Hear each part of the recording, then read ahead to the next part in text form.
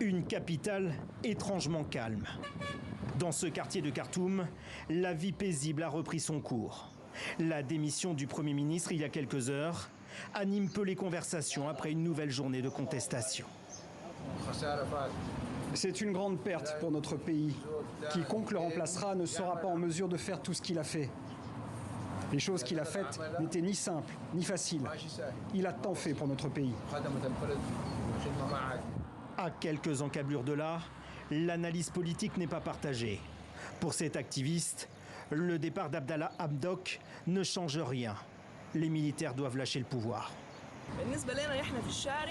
Qu'ils partent ou qu'ils restent, cela ne fait aucune différence. Notre combat est bien plus grand que lui. Peu importe, nous allons continuer sur le chemin de la révolution. Les généraux sont désormais seuls aux commandes. Abdallah Hamdok était pourtant le visage civil de la transition. La rumeur d'une démission enflait depuis plusieurs heures hier dimanche. La presse locale assurait même que le Premier ministre ne se présentait plus à son bureau depuis des jours. L'ancien économiste n'a pas connu un moment de répit depuis le coup d'État du 25 octobre dernier.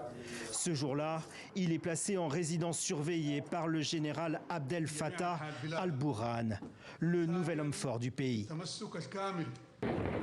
Il est réinstallé au pouvoir un mois plus tard, mais les manifestants ne veulent ni partenariat ni négociation avec l'armée. Les manifestations successives depuis le coup d'État, réprimées par l'armée, ont fait 57 morts parmi les manifestants. Les militants appellent à faire de 2022 l'année de la poursuite de la résistance.